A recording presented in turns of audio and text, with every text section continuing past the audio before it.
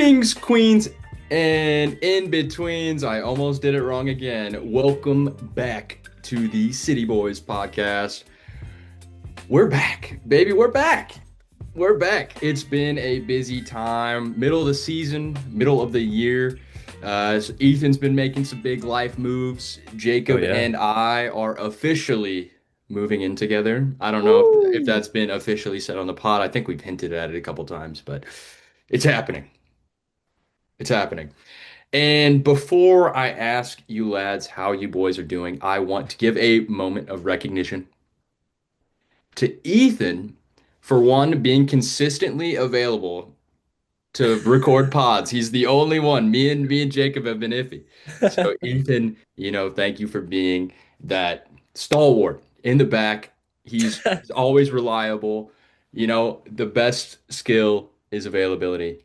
And Ethan's got that. So shout Thank out you, to man. Ethan. And also a late happy birthday. We didn't say it on the pod last week. So, Hey. my fans out there, wish our boy a happy birthday. He'll Thank he'll you guys. appreciate the late love. So, Ethan, how are you doing, dude? How was your birthday?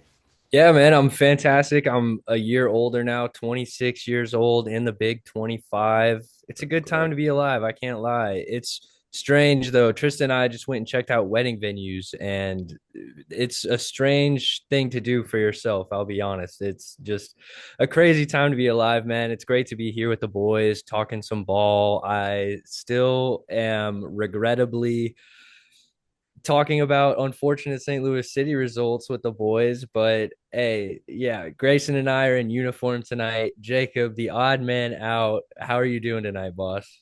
Division I'm in a different uniform tonight. Thought I'd rep a winning team from my Big history. flex. Shout out the 2017 Westminster College Blue Jays. All in all, doing okay. Can't be a bad day if we hop on at the end of the night and talk about soccer with your boys, so can't be too upset.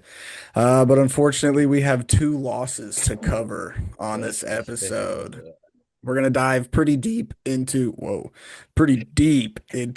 the St. Louis loss and then touch on at the end the USA Gold Cup final loss that literally just ended. So yeah, let's get into the lineups. Pretty question mark lineup. First one from Critchley in all of our opinions Yeah. at this point in his tenure. Not a question mark though is Roman Berkey between the sticks. I think this game might have solidified his departure at the end of the season, at least in Mm, his mind. gotta feel bad for him. Uh, City 2 call up at left back, Orozco. I thought he had a pretty good game. It did. Josh Yarrow with a brace on the night. Next to JGR and Thomas Totland rounding out the back line. The two holding midfielders were Conrad Vollum and Tomas Ostrak. So honestly, really good to see a start from Ostrak. I Mhm. thought he put together a pretty clean 60 minutes as well. Not a lot to hate on except for his defensive tracking back work rate. Yeah. Then our three attacking mids were Simon Betcher over Celio Pompeo, which is Whack. Surprising. Marcel Hartel, and then Cedric Bag of Rocks toy shirt out on the right side. And then João Klaus with a goal in his third consecutive match. Six. He Believe has so. 6 goals in 6 games at this point, and that's including a hat trick. So that doesn't. It's not like a clean one per game, but 6 and 6 is what we're looking at now. And that rounds out the starting 11. We did see Celio Pompeo come in as well as, other A than lot of players. John Klein, arguably the smallest player in city history of Tyson Pierce. Just a little baby out there. Felt bad for the kid. Not bad though. Not a bad cameo.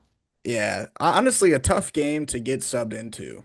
It Also to was. make your first appearance for the club. In the moment as Yeah. well, 2 goals down, go make an impact. Yeah.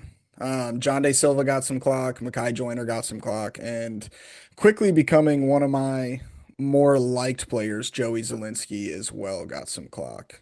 Um, but Definitely. yeah, that was the starting 11 and subs. Grayson, what did you make of the first 60 minutes before we started getting some subs? Yeah. With this starting 11, I think The back line was a surprise. I thought last week we were really impressed with how our makeshift center back pairing actually did really well. So I thought it would be a no-brainer to run that back. Instead, we brought back a player who literally cannot seem to have a good full 90 for St. Louis City. Can't go full 90 without something terrible happening to Josh Yaro. So honestly, I feel bad because he simply cannot have a good game because, as Ethan mentioned, he was shaping up to have a fine game. He was doing fine. Um, Yeah, Josh Yarrow did have a fine game to begin. to begin The with, yeah. first two-thirds of his game really were just fine, and then it seems like he just has this unlucky stamp right now where nothing can go right for him. He's tracking back, trying to put in a tackle, and of course he scores an own goal, which is never going to do yourself That any would have kind been of favors. offsides as well. Like, Yeah, it's really, really tough to see Josh Arrow starting in the starting 11, especially when Kyle Hebert was on the bench for the entirety of the game. No knowledge of an injury to Kyle Hebert, unlike Henry Kessler and Timo Baumgartel, who, in my opinion, are our two starting center backs. But I do want to give flowers to JGR. I thought that he had moments like Timo Baumgartel. I don't think that he looked as strong defensively as sound or solid, but there were moments on the ball where he demonstrated composure and I thought was able to find good passing lanes. Another omission from the starting 11 was Akil Watts, and I was very interested to see how we were going to fill his shoes, especially after the Houston game. You just knew that he was not going to be playing any meaningful time. And I do think that while Thomas Ostrak and Conrad Vallum probably aren't our ideal holding pivot roles, I think that they did an okay job. I don't. It's by no means Chris Durkin and Edu Lovin level, but I thought that they were better than having Marcel Hartel in that pivot position where I don't think he thrives. My last note on that starting 11 was can't imagine why Cedric Toyshirt or Simon Betcher is starting over Celio Pompeo. I think that Celio has been one of our best players all season. That's that's hardly up for debate in my mind. I know that the numbers might not be there to back it up, but Celio is electric on the field. For him to not be starting, the level just drops a little bit. That was frustrating for me to see, and that's why Jacob we were questioning the starting 11 initially. It could be rest, but I don't see it. What did you guys? Yeah, what did you think, Jacob? Um, so to touch on the center mid pairing, I think individually Conrad Vallum and Thomas Ostrak can play the more like finessey role of a pivot midfielder, but it has to Mm-hmm. be paired next to kind of a bruiser style player, which there are times when Vallum is a bruiser, but it's mostly out of frustration and not out of like tactical awareness. Mm. So the two of them paired up together made it tough for us to have really any control in the midfield against RSL because they were kind of bossing our midfield the majority of the game. I fully agree. I think JGR has a really high ceiling going forward, and with the outlook on the rest of the season, I'd like to see him get a lot more clock so that he can grow and develop and potentially be, center back 2A behind Kessler and Timo next season, like a really strong option. Do you see him in that center back position or as the Oh six yeah, where we've not seen a time? six. I see that the same way, Jacob. In my mind, he has performed much better as a center back when he doesn't have to do the tracking back and he's already in that position. I Yeah. think it is extremely helpful for JGR. And I like you said, Jacob, I would be very interested to see him get more clock as the season goes on. maybe even paired with Henry Kessler. That could be a formidable back too. But circling back to Conrad Vollum and Ostrich in the midfield, I was thoroughly unimpressed with both of their games. I've seen Ostrich play so much better, so I'm not going to give him any love for having a pretty mediocre game. But for me, Conrad Vollum is so much better than what we've seen out of this player. Like, especially when he first came in, we saw sparks. But I feel like every time he gets the ball and looks to go forward, tries to create something, he's holding onto the ball way too long. Can't seem to take, can't seem to complete a pass. Like, Mm. I don't know what's going on with him. I think he's just trying to do too much in his head and try to like control the midfield too much. And really, when you're in the midfield, you just got to run on instincts. Just let the game make the decision for you. Like play the man in front of you, play the easy pass. You're in the midfield, you know, we've got Marcel Hartel to make the hard passes. We don't need you to do that. So all I want is just control of possession. But I will say, if you look at the statistics from this game, I know. Uh, we I'd rather actually, not. if you do, no, actually do because we we did great statistically. We dominated most of the statistics. Oh my God, most of the statistics we actually did pretty well in, especially in terms of winning duels. Our duels and our passes completed. We actually had a higher XG as well. I know. Who gives a fuck um, when you're not scoring? Someone else is scoring for you. But the stats are saying a story, but I mean, the eye test is we keep losing games. Stats are telling us that maybe we should have won. You check the win column, we've been sitting on 3 wins for about Mm. a month now. Yeah, exactly. So, um, The stats are lying. yeah, I don't know. I guess moving into goal breakdowns at this point,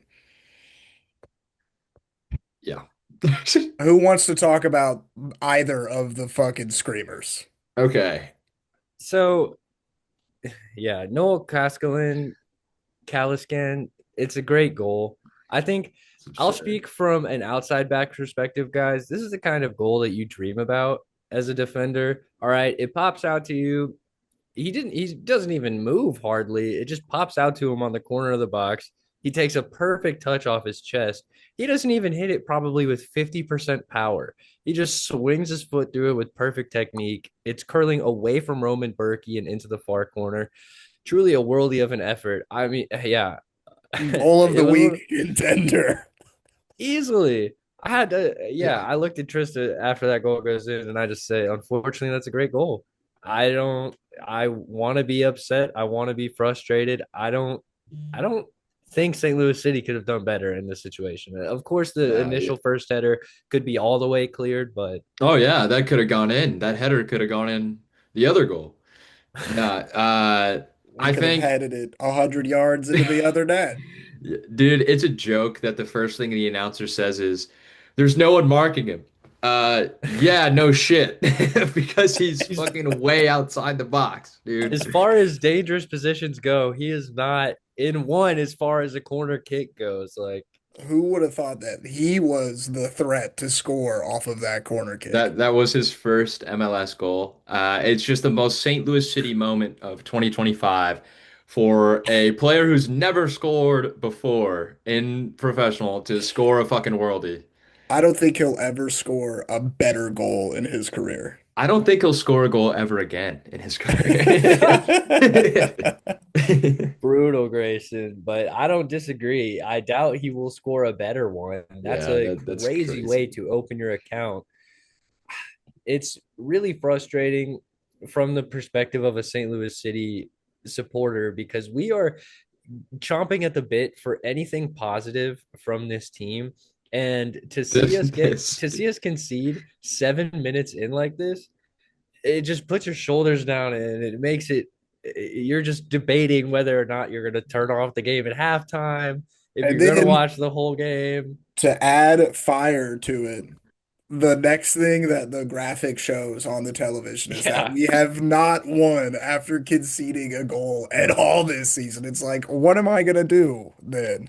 Turn that shit off. Like, Yeah. Yeah, it was written in the stars. 0-8 when conceding first this season. Make it 0-9 now. Really frustrating stuff, man. It's crazy that it felt like a foregone conclusion 7 minutes into the I was And actually yeah, laughing at us being shit for a majority of that first half. I was like laughing to myself about just how bad this team is. And the like how high we were on the team in the offseason and I just know, dude. knowing everything we had said, I'm like, we couldn't have been more wrong. We're actually bad at Yo, this. I don't know why you guys listen to us. at the beginning of the season, we were undefeated for so long. We were undefeated for like, what was it, 6 or 7 matches? Granted, it Yeah, I was mean, like I we a lot of think started we off. craziness. went I think we went five I think it was unbeaten. five. It was five. I Mhm. want to say five. I think you're right. It was like the sixth game was Yeah. the L. But we got a couple more goals to talk about, Yeah, so we'll get into we'll it. the second goal scored by RSL, scored by Diego Goncalves. Great goal, cutting in on his right foot, sticking it into perfectly into the top right corner, nestles it in off the post. Another great finish from RSL. It's I'm not taking anything away from that. How many times this season have we seen a St. Louis City defender not close enough on an opportunity like this? Remnants of when Henry Kessler is backing down on Denny Bowanga, Carbon and copy. now this again. And like I Diego said, Rossi's goal in City Park. yeah, against Nielsen when he was healthy, or Baumgartel. It's Baumgartel, just yeah, that a couple. we've seen this story before from St. Louis City as far as defending goes, and I don't know what it will take for that extra yard to be closed down. If it's a step quicker, if it's inexperience from JGR, but frankly, we were punished by great attacking on this move, and City go down Yeah. 2-0 in the first half. I mean, my pessimism for the club was at probably an all-time high at this point. I don't. It is very rare, even when we're losing, that I don't even want to bother watching the second half of a game. But that's how genuinely I was feeling as we go into halftime. We're 2-0 down against, in my opinion, a lesser team, and we are not showing signs of anything positive. That's how I felt going into halftime here Well, I thought we scored before half, did we not? in the 51st minute. Ah, okay. Well, let's talk about that because it would be João Klaus, the one bright spot in St. Louis City's side that would get his head across the line. Little header off of a corner kick, good delivery here in from Hartle. I feel like he's been struggling with corner kicks this year, but this one was right on the money. Great finish from Klaus. And we know Klaus is a streaky player. This is one of those streaks. It's his biggest, longest streak for us so far. So we just need to continue to utilize this as much as possible and just keep feeding him the ball. Yeah, to talk about the corner kicks, I felt like Hartle took a really big step in this match with his corner kick deliveries. They looked so much better than they have literally ever. Like Yeah. Edu is our corner kick taker, and they're always with pace onto the 6 yard box. And Hartles in the past have been this high looping sort of cross that gives everybody like enough time to track the ball, set up, and head it clear. And this one was with pace, basically to Klaus's head in Yeah, order near for, post. yeah. You could argue Hartle scored the goal. Klaus just directed it in. Actually, I did get a notification that Hartle scored, but that was for our second goal. Weird mistake. Flop mob is just off. Okay. I guess he did play the ball for the second one, but You could argue three players scored this goal. maybe four, Yeah. maybe No even lie. four. But the next goal would be the dagger that would bring this game just out of reach, and it would be the Josh Yarrow own goal there. I mean, I just so disappointing. I just feel bad for him. I mean, in his defense, what's he supposed to do? He doesn't know the player behind him is offsides. Yeah, he It's a can't let that go. terrible, it's a terrible attempted clearance. He's not quick enough to get there to block the low cross. Such a good finish. Truly, it leaves Roman Berkey with nothing to do. But yeah, it's a tough one to swallow because then also at the same time VAR has fucked us multiple times this season. So it could have been one of those moments where the guy who does end up scoring looks clearly offsides and VAR finds the one pixel frame that sort of keeps him on sides, and that's the one they go with, and we're still down 3-1. Yeah. So it is what it is. We would get another one back. Um, but really for me, just having another own goal to help push us one goal closer to earning 1 point from Real Salt Lake without Diego Luna really shows the levels that we're at this season. We're brutally bad. Yeah, we suck. Yeah, when the commentator noted that after we scored our second goal and we're clawing for a third, and the commentator noted that we were fighting for a draw that would feel like a victory, that's when I really clocked that we are probably, if not the worst St. Louis City has ever been, definitely one of the worst teams in the league this season, Yeah. because that should not be the case. A team fighting for a draw that feels like a victory against RSL, the 13th team in the West, is not a great team. That's the reality. The LA Galaxy were able to scrap out a victory over I guess on Friday, against the Vancouver Whitecaps, a much better team this season. Granted, Vancouver's without Berhalter and Brian White right now. of course, It's they're true. missing It's some true. of their better players, but they got blanked. I mean, RSL's missing their best player. So yeah, he's right along with Brian White and Sebastian Berhalter, losing tonight to Mexico. Just yeah, it's frustrating, and yeah, so that really does speak to where St. Louis City is this season and just how poor we've been. Very frustrating that the message from ownership before the season started was we are demanding playoffs. That is what we are promising the fans, and to have silence right now going into the summer transfer window. We haven't heard from CK or Lutz in a minute. I'm just wondering what's up, That is true. I I haven't mean, heard anything from Lutz in a minute. I'm because sure playoffs, just trying to sit I mean, they're back not and happening. yeah.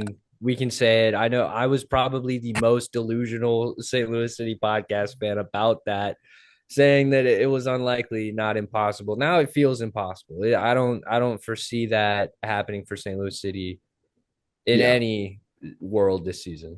I mean, No, pack it in. yeah. No points against Houston. No points against RSL. That's the season.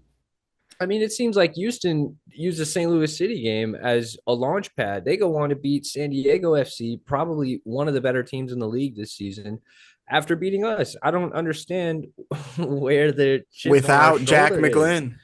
Yeah, again, missing marquee players, one of their best starting players. It's so frustrating to watch St. Louis City this season. That has been the frustration. It seems like there's a lack of desire and the intensity. It seems like we have to be an underdog or we don't stand a chance. And they have certainly earned the underdog moniker going forward. What's lower than underdog? Not playing.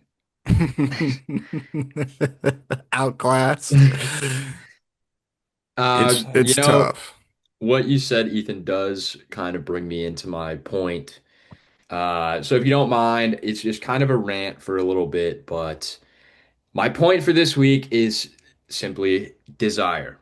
When I watch these games, I'm sure the players feel exactly the same way that we do right now and the way we do when we watch them play. Deflated. Especially with no real target for the end of the season, now that playoffs seems to be out of reach. I do really worry that support for the team will start to trail off. And I mean, it's difficult for us to come back week in and week out with something new to say when it's the same issues, the same problems going on again and again. But you know what the problem is when you play against a team that is just as bad as you, but it seems when you play against them, they become world class. What's the difference? Desire. Simply wanting it more than us. And wanting it more when you don't have the ball. That's the thing, is when St. Louis City has the ball, when our offense has the ball, we can see them trying. But what do they do when we don't have the ball? I see so many players jogging around the pitch when we're off the ball and the ball's behind them. Yo, get back. Uh, there's players 10 feet away from affecting the play. and they won't pick up the pace to make an effort and get involved. That's why I personally believe that STL did start to turn the game around. And that's when we played some of these younger guys that have the desire more than anyone else on that pitch to be there, more than these high money players who look like, frankly, they'd rather be playing in Germany again. They simply don't seem like they have the drive to compete in the MLS and actually work for something. So I will praise a couple of players here. First name on the praise list is Orozco. Fucking Mm. great match from this kid. Um, Great game from him. I'd be confident playing at him as my left back. Just with that game alone, it's nice to know that we have some depth with Jaden Reed over there.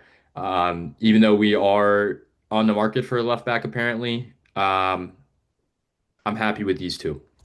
Klaus, of course, always running off the ball. One of the players I rarely question his drive.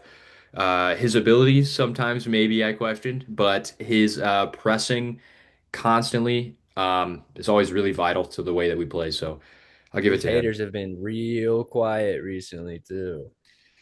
So to finish up here, I'd have to say that it is true that this season is a wash, but that means that my goal for the end of the season is to play as many City 2 players as we can, see how they fare against MLS quality.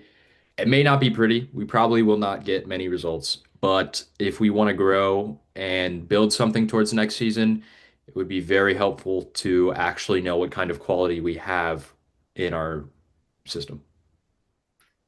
Yeah, Grayson, that's kind of a pretty good segue into my point. Jacob, you mind if I take it from here? Sure, I have 2 words for my point, so go ahead.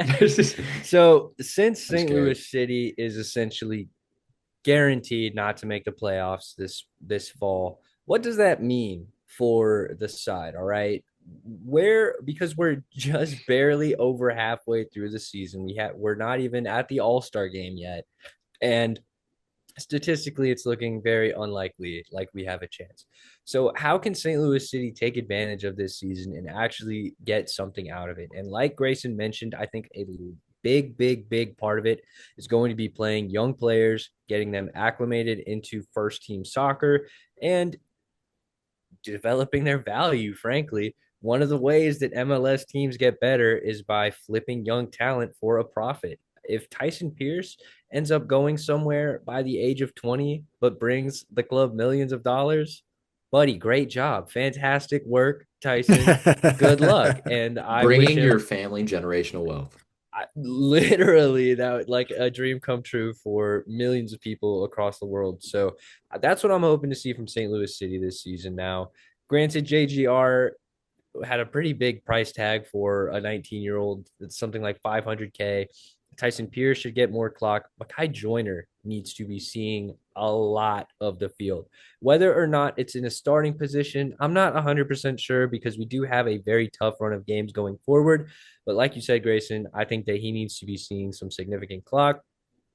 And let me pull out one more name here. Let me guess. Let me think. Miguel Perez. Okay. I know that he has not been in the greatest graces of probably a few coaching staffs at St. Louis City by now.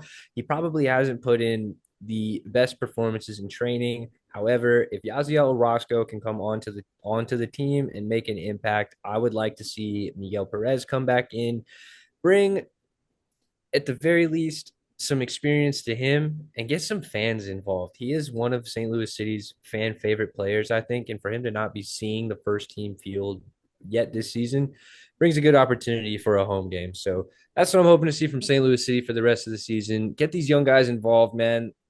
I hope it allows them to play a little bit more freely. It kind of takes that pressure off. We probably aren't going to get ninth place. They aren't really going to need to be battling like that. Go be yourself, play freely, and demonstrate what you can do as far as your quality is concerned. I want to That's add yeah. Brendan McSorley to the list as well. Fantastic addition, Jacob. Yeah. I'd like to see him get a lot of clock. He has the right build for the pros at this age. He's tall and strong and fast.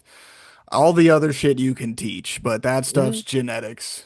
He's also And showed determination, right? Against Houston, we were down, and he looked Got like a a lot of player minutes. that could bring us back into the side. So I think once he has the quality to match that mentality, Jacob, I completely agree. um my main point is City sucks. That's my main point. Simply Uh said. my overarching underlying point. Hey. Intellectual with it. is I would like to see more transfers out in the summer window than transfers in. I know right now our roster build is pretty tight with the amount of spots that we have to add. I think I saw something like one international slot, one senior roster slot, one supplemental, and one U22 slot. And you're gonna be hard done to find four individual players that equal all four of those spots by themselves. Um, so the list of outs I want to see, uh, Alm hasn't Yeah. played in a long Oh, time. I didn't think he'd be the first name on the list, but We're going Nah, man. alphabetically. If we Oh, okay, project, okay. if we protected him in the expansion draft to lose Jose Kahima, I would have very much liked to see why we protected him. I think I think we've seen some really good quality from Alm, but it's kind of like what we saw with Ostrick. It's like we couldn't keep him on the field long enough to see. So now that we're getting Ostrick these minutes, he needs to get injured so Alm can come back. Cedric Toyshirt should have been the first name out of my mouth.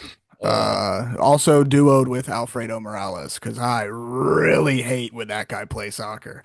I can't stand it. He's ass, bro. You can't argue his ability to me whatsoever. Um, I'll abstain. Josh Yarrow. I thought he'd be higher up on your list. I would have rather you be at San Diego right now instead of Jose Kahima in DC. San Diego's probably feeling like they dodged a bullet, dude. Joakim Nielsen. Blum's still technically on the roster. Dude, that's That's crazy. crazy. That's crazy. That's how Somir you know Pedro. we have roster issues. Actually, some of Pedro He just got loaned got out, right? loaned or sold. If it's another loan, that's actually I think, crazy. yeah, I think it's his a loan to the end of his contract, so I don't think he'll return as a St. Louis City player. Okay. And then this one is definitely going to strike a chord with the City faithful, but I think we really need to take a hard look at Edu Lovin continuing to be a part of the team. I know you said that you mentioned it the other day, and I had a real deep thought, real deep think about it. And it's really hard to especially with a player with so much personal shit going on, and that being the reason that he can't play for us rather than on-field stuff or injuries. And I think he's currently listed as a hamstring injury, but I think that's like B tier to what's actually going on. Yeah, and I mean, let's forget about the off-field stuff going on with Edu because, of course, that frankly, in my if I were in Edu's shoes, there is no shot I would be playing soccer still. yeah, Like going to train, like dude, he is a true professional. So that's already astounding. Outside of that, though, I think we can agree that Edu has somewhat of a storied injury history at this point. Like many of our first team players at the club, he has taken many knocks, missed a few games at least. He's missed stretches at times. So I would all he kind of falls into that category where like Joachim Nielsen, like Rasmus Alm, we aren't seeing them enough to justify that value. All right. And yeah, Jacob, I completely agree. It strikes a chord with me, dude. I want Me too, bro. I want Edu Lovin on the field, dude. I want him playing. I want him starting every game. I'm looking at his jersey hanging up on my wall right now. I have his jersey, bro. It's like, come on. He's the club's number 10. We have talked so many times on this podcast about how he is the engine of the team. I agree that potentially opening up that spot for a like for like kind of player interests me, Jacob. That interests me very much. it's interesting that you say like for like because I was just thinking about how I have really never seen a player like Leuven. With his size, his stature, and that ability on the ball, more of a deep lying playmaker. It's just so rare these days. I mean, I have one that's way better than him, but in my head, think of all the CDMs we have right now. There's none that come close. I am thinking of one that won a Ballon d'Or. CDM. Rodri? Yeah. I am not thinking of Rodri. Whoa. I He's way thought you were better. when you were Rodri's I saying way way better, better. I would my mind went to like a well, yes, Yaya I'd have Toure to kind say of player, dude. Rodri is different from Leuven in my mind. I mean, they're Well, different, yeah. but what they do for the team is exactly the same. I mean, if we really want to talk about Man City right now, Man City was not the team that they You're the were only one that wants to talk without about Man City right Rodri. now. Like Rodri is the engine of that team in the same way that Ed is the engine for our team, and he was missed all of this last season, and City struggled in performances. We've missed Edu damn near this entire season, and we have 3 wins to show for it. City's a bit different. They got I'm thinking Sims. of MLS players like you Lovin though, Jake or Grayson, because you do bring up a good point that he is a pretty unique player, right? And so for me, Tavariskov from San Diego comes to mind. He's I crazy think good. he's a player like Edu that is that deep lying playmaker, but when he runs forward, he does it with that kind of physical stature and speed that Edu can bring as well as the distribution. But when I also think of center midfielders, the best ones in the league, they definitely are not built like Edu Lovin. For example, Diego Rossi, a lot smaller, shorter, more agile. Evander dominating the league on a weekly basis and for a couple of different teams now. So I'm interested in what the kind of profile that Lutz sees for that position. If the number 10 role is going to be that engine of the team going forward, and who St. Louis City can find. Because yeah, you're not wrong. I can't think of a player in the MLS to just replace Edu Lovin. Hmm, it's hard. Well, any final notes on this match before we get into the next segment? No, I think Jacob wrapped it up pretty well. We're not great. Sell the roster. Till the Fair enough. club. All right, let's get into it. It's time to ring that bell and move on.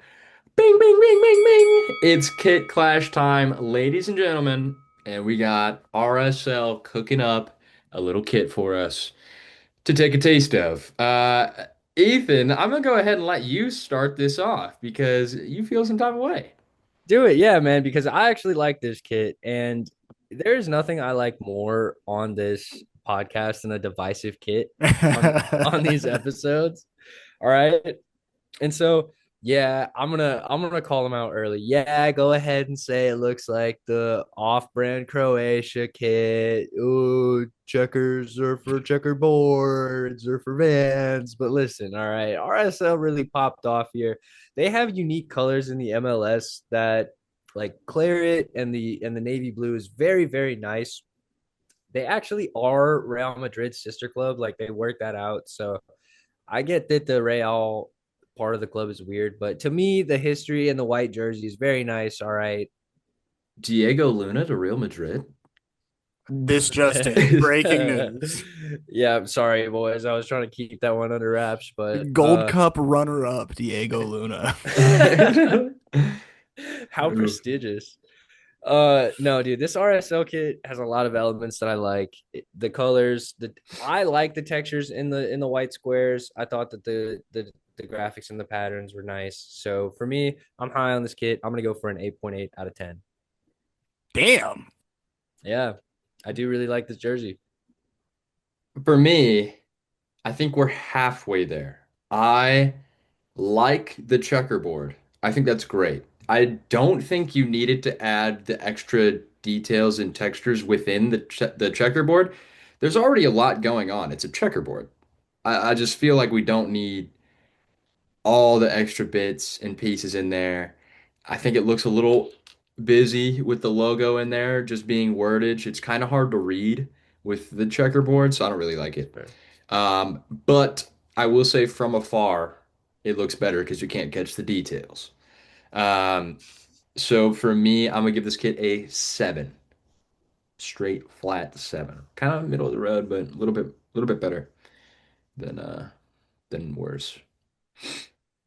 I want to like this kit. Um, Unfortunately though, I don't. I don't hate it though. Like it's not a bad kit. If we were, I don't know how deep Real Salt Lake's tenure is in the MLS, but if we were that however long deep in the MLS, I wouldn't be upset if this was the kit that St. Louis released. Because it does offer something different than what you typically see from home kits. Mhm. I think the red and the blue pop really well. Also, don't hate the Mhm. checkers. It just like doesn't feel like there's any sort of cohesion to the kit. I don't know. It's just everything kind of looks slapped on there. And so for that, I'm gonna give it a hell yeah 6.9. Hell yeah, Ah. 6.9. If you know, you know. I think they might know. Yeah, we'll go ahead and call it there. That's a knockout. I think St. Louis City wins that one. A little bit of a preview. Who do we got next, guys? I don't. Portland. Oh, Portland. fuck. Okay. That's gonna be a good kick clash. I'll start there. But yeah, Portland is it's quite a good side. Yeah, currently Portland's having a great season by their standards. After dishing out their MVP candidate, going to fourth in the West is a pretty great start to the season, I would say. That is pretty unbelievable. Buck Uh, Wild. fourth in the table on, oh my gosh, 33 points. Very good team coming off a victory against New England, which I think they would have expected, all things considered. But Listen, if Toronto can do it, we can do it. optimistic, Grayson, much more than me right now. I'm not optimistic. I'm predicting a loss. Give me a score line. I'm gonna go 3-1 and That sounds low good. hanging fruit. He's gonna continue his hot streak, and I'm just gonna go with Klaus as the goal scorer. Yo, But a victory for this game for us would be those City 2 guys getting some clock in the second half.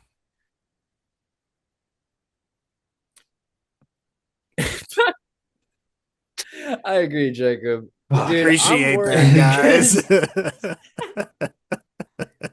Just left you me hanging froze there. me up for a second, dude. No, I was It's gonna say that I still have slight PTSD from our last time out against Portland. That goal of the week that Anthony scored against us was too good, where he I flicked it forgot over about Tottenham's that. head, ran straight down the throat of our defense, and then curled it into the top right corner in a very similar fashion to a goal that we conceded this week. So Classic. frankly, yeah, if I'm on the Portland roster, I'm probably licking my chops at this matchup right now, thinking, damn, y'all remember the last time out? Like we worked them. We That get was to a fun play game. STL shitty. Shut up. So a couple players that I want to call out for Portland to be on the lookout for. David Ashala, he always has a good game against us. Anthony, of course, good to watch out for. I think that Kevin Kelsey will probably start for them at the striker position, but look for him to be subbed out and for is David DaCosta? Yeah, David DaCosta to make an impact on the game as well. I will say we shut down David DaCosta last time. So if we Yeah, can only do that, for his counterpart to yeah. open it If we up. can shut him down and the rest of their team, we I might also actually have a think good game. I think we had a fully healthy back line. No, yeah, Henry Kessler was fully just backing off, and Anthony just stuck it in the top right corner. So, Yeah. yeah, don't love the thought of Josh Yaro starting in this game. Like I said, guys, I'm probably feeling the most pessimistic I ever have felt about St. Louis Uh, City at the moment. So I'm also going to be predicting a loss here, Jacob. I'm gonna go. I'm going for like 4-1, dude. I'm not expecting a good result from St. Louis City this week. Belt to ass sort of game. I am somewhat expecting Portland to just take care of business, if I'm being honest. I would love to see Celio Pompeu score a goal. I think that he should be one of the first, like, it should go Roman Berkey on the team sheet, Celio Pompeu. I think that Celio needs to solidify himself maybe Klaus. at the And then moment. Yeah. Celia. I think there were moments though this season. This season consistently, I think Celio's been there. So yeah, I'm gonna predict a B2A showing from St. Louis City here. You Uh, know, I will real quick because I forgot to shout this out earlier, but I was thoroughly impressed with Celio's 1v1s in this match. He had like three or four back to back where he took on his man and made him look like an idiot. It was nice. But Rarely am I yeah, not impressed by Celio's abilities to one on one. Even so when good. he tries and fails, his ability to pick it up and go again is impressive to me because there's not. Oh my god! As an outside back, you try a 1v1 and you mess it up, you're hanging back. All right, You're at done. least I was. My You're confidence would have done. hit the floor. Plus, that's a lot of running to be doing. All right, so yeah, just power to him for keeping on that because that is his bread and butter. Indeed. I am gonna predict a 2-1 loss here. It's pretty difficult for me to predict a win. But I will say this sounds like a game that St. Louis City would somehow win. You know, I know that sounds stupid. Well, It's like one of those games where, we just turn up against one of the best teams in the league. It just sometimes it happens, okay? if anything, I think we would find ourselves victorious if Portland come into this game like really under underestimating us, being like, yeah, we already beat them. We'll They're throw in a couple trash. subs to start. Like, Yeah, no big deal. And I think a lot of teams treat us like that. I mean, we look at Columbus Crew, they rested like their entire team against us. It's crazy. Uh, yeah, 2-1 loss.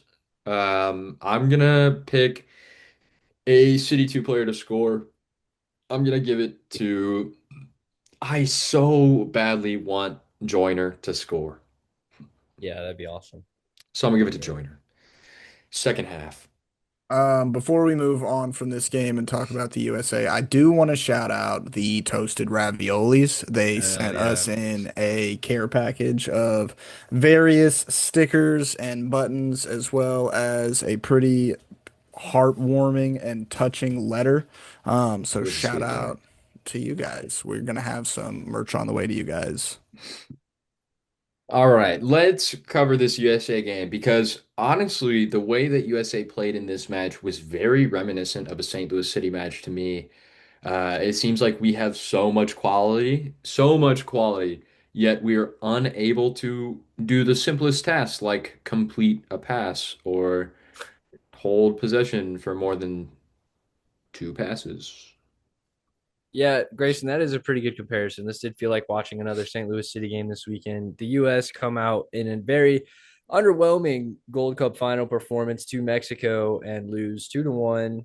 Mexico pull out a late goal, I think in the 81st minute, late on, maybe 85th, I think. It was or maybe 82nd. It was very late. either way. Their captain Edson Alvarez nods it home to put them in front 2-1. Something that I really didn't like about the U.S. going into this performance was their underdog shtick. They were. I saw Tim Ream's quote about people counting them out going into this tournament, and how a lot of people had doubts. And it's like, yeah, of course we had doubts. You guys had a 4-0 loss and hadn't. I don't think they had won on home soil all season or all this calendar year going into the Gold Cup. They finally string together 5 weeks worth of winning performances, not even great or good performances, just winning. They get to the final and they disappoint. I don't know what else to say. I expected more from our stars throughout the tournament, Just about and everybody, yeah. I think Matt Freeze is about the only player that stepped up for me tonight. I have a little bit of a different outlook. I share the sentiment of being disappointed with the outcome, but the positivity in me wants to say that like this is clearly not the best of the U.S. men's national team roster. That's been covered at great lengths throughout this tournament. And we took arguably one of Mexico's better lineups in recent years, all the way to the final whistle of the final. We did score first. I also do think Mexico dominated this game. I think they did deserve to have this victory. They were the better side. They had much better tactics. The players on the field body for body, except for maybe Chris Richards, were better. I mean, Malagón had an insane performance in the sticks. He saved the ball with his face. Yeah. Like, you have to be standing on your head in order to be able to make saves like that. So, something I don't really do in my life when it comes to soccer is give Mexico credit, but this is definitely a match in which I thought Mexico played really, really well. And the W from this tournament is we got to see a few players that are probably going to be at the World Cup next year and see what they can offer. Whether they start or not, I can only probably really point to one, maybe two players that should get to start. But at least four should be in consideration for going to the World Cup next Mm. year. I think I mean, there's the big storyline that everyone, talks about is Diego Luna right now. So I feel like we don't have to cover that much, but I will say that Freeman had a great tournament. I didn't think he had the greatest final, but I thought he had a good tournament overall. Uh, we need more looks at right back, so I think he made a good statement there. Of course, Freeze making his statement as, possibly being starting goalkeeper from now on is great. I think my main two takeaways are that one, the number nine position for me is still wide open. Aguimeng did not impress me today. Um, I thought when he did have some time to finally get on the ball, he had a couple times where he, looked good driving. He had some good moments where he almost scored, but for me, there were so many moments where his touch is just it's just not there right now.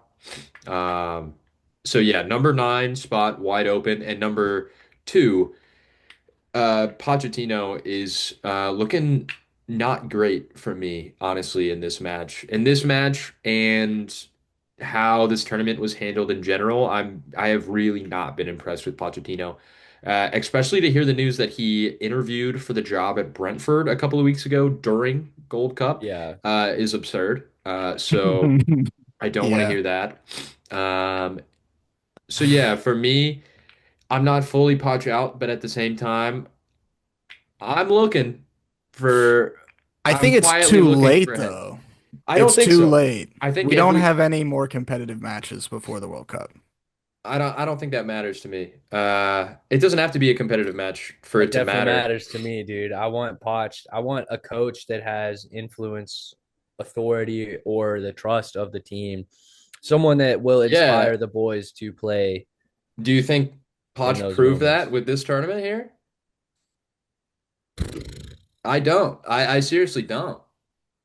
I No, think yeah, he did acceptable for what he had available to him. It was his choice what he had available.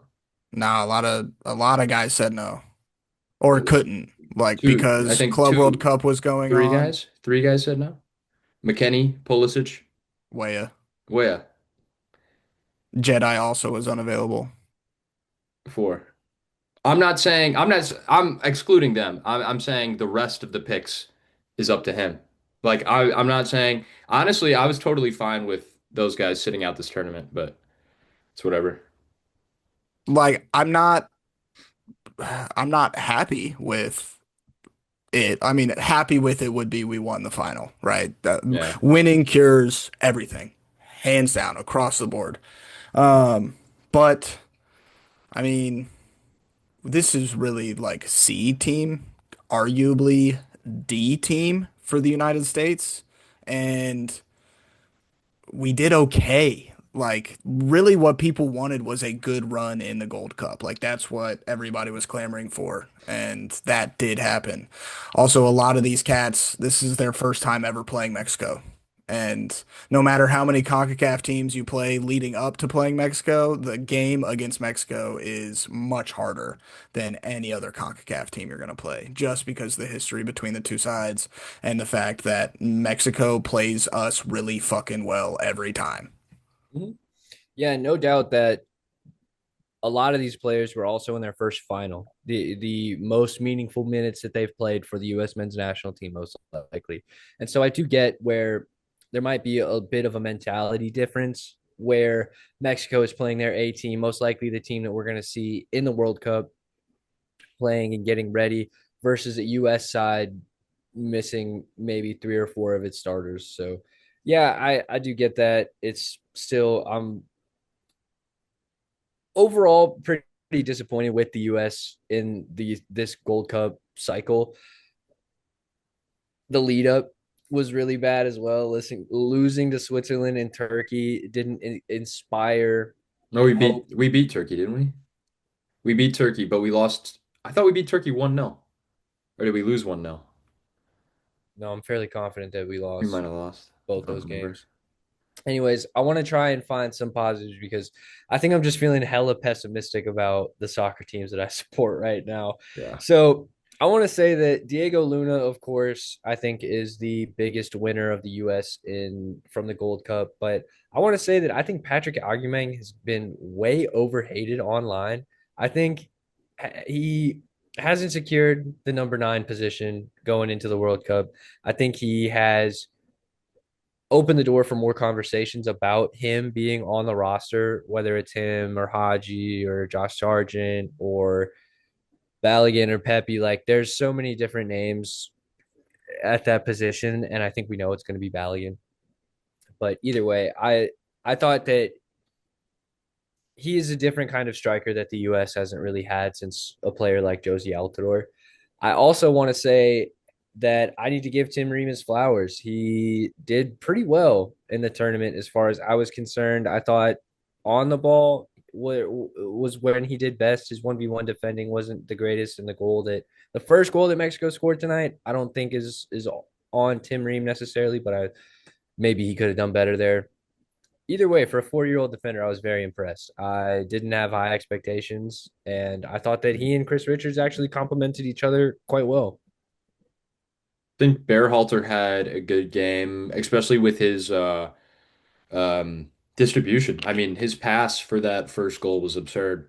Just a fantastic ball in. I think Um, his stock exploded from the Gold Cup. In my opinion, I saw this online, so this isn't an original thought, but someone said that he's probably closer to the World Cup squad than Gio Reyna is right now, and I think they're right. I think yeah, they're right, and that's beautifully ironic. And I'm not even going to argue with it. I thought that I was impressed by Sebastian Berhalter. Frankly, yeah. I didn't I know he don't had this kind of player in him. This like season, his MLS season, he's doing really good too. I don't want to like him. Me I am neither. biased against the Berhalters. I'm happy to admit that. And That's fair. I was impressed. Yeah, his assist tonight against Mexico was of high quality and a good option for the US while Weston McKennie's not on the field. Think Malik Tillman has definitely made a large statement this tournament, especially in these last couple matches. I thought he played fantastically. He got linked recently with oh wait, no, I think he earned the That's move. here we go confirmed. Yeah, he's a $40 Yeah. million transfer to Bayer Leverkusen. Yeah, PSV to Bayer Leverkusen. So we got He another American in Germany, baby. he's going to be playing for Eric Ten Hag. And Yeah, I that don't shit's know if I think that's great or brutal. I'm just excited for Eric Ten Hag to be back in the spotlight so that I can make a TikTok impersonating him. That's all I want. I want him back.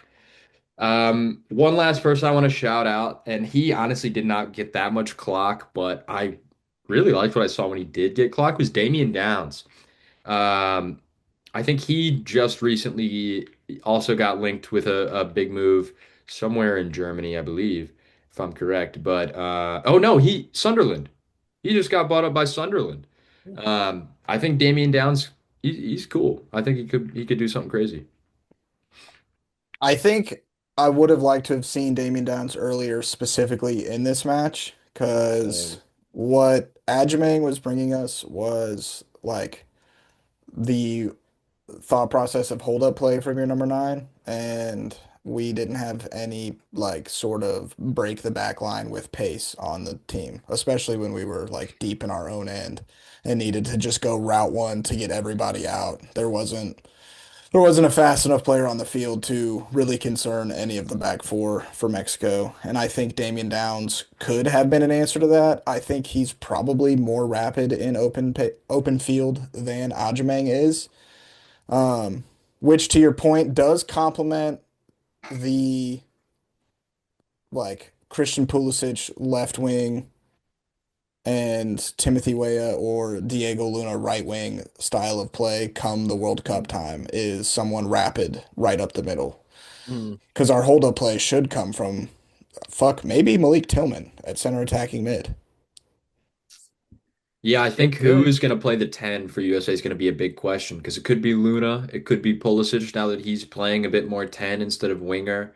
But for me, I still like having Pulisic out on the wing. Same. Um, I think the last thing that I personally want to talk about from this game is probably the most obvious handball that I've Yeah. ever witnessed in my Yeah. life not get called. There's some moments in a soccer game that are objectively pretty indiscernible whether or not it's ball to hand or hand to ball, and for me this couldn't have been a more obvious handball. I think palming the ball in the box is about as crazy obvious work. as it gets. Setting your hand on the ball to stop it and catch your balance could not be a more impactful play in the box. It doesn't matter if an attack if it Yeah. leads to an attack or prevents one. I don't understand, gentlemen. I have officially lost the plot. I don't know what a handball is anymore, and I don't know Like, what credentials you need to referee a professional soccer game anymore. oh my God, the reffing in that game was abysmal. I understand letting the boys play, but at some point you need to protect the players. Like, so, like that shit was getting absurd. Um, My for message in the group chat with letting the boys play was facetious, by the way. okay, good. The hockey rules, I was like, this is insane what's happening on this field. It was getting bad out there. Um, And the bad refereeing goes to not even like looking at VAR for the handball. They went to VAR for each goal that was scored, but any sort of potential foul on the field wasn't they didn't go to the board whatsoever. yeah, I don't want to be called an American that doesn't know the rules. So I do know the rules. I understand why they didn't call it. It's the fact that it still happened and knowing that like my entire life that handball rule, this new handball rule was not a thing.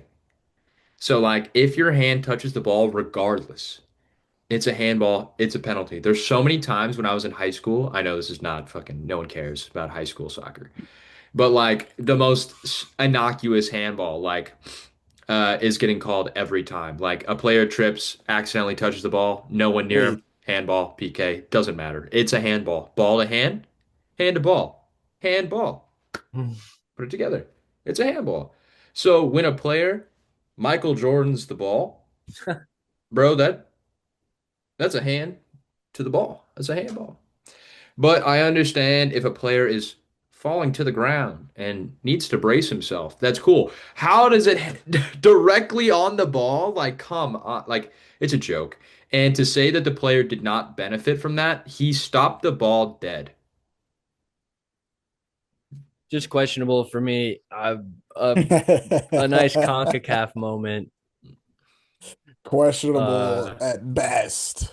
It's just like I get it, but at the same time, and clearly we're pretty. I'm mad. objective opinions on the situation here. Grayson and I are wearing USA jerseys, so we obviously just wanted the Supporting the best friends. objective result for the game of soccer. Yeah, guys, I'm neutral. No bias whatsoever. Whatever. Anyways, that's if y'all got more thoughts about the game, we can talk about it, but that was I think we should call it. I think we've done enough. We've had enough hot takes for the let us night. know your thoughts on the US game, on the St. Louis City SC future down below in the comments. We're feeling pretty grim about it right Jacob, now. now that you're back, I want to hear you do this damn outro, baby. Let her rip. Okay. Well, if you've been watching this long, you're appreciated. But if you're not subscribed, make sure you subscribe, like, and comment on the video. If you are listening on Spotify, make sure you follow and rate 5 stars. But most importantly, folks, kings, queens, and in-betweens, make sure you tell your mother that you love her. Peace. STL S USA. S USA STL STL. USA STL USA. We're doing great.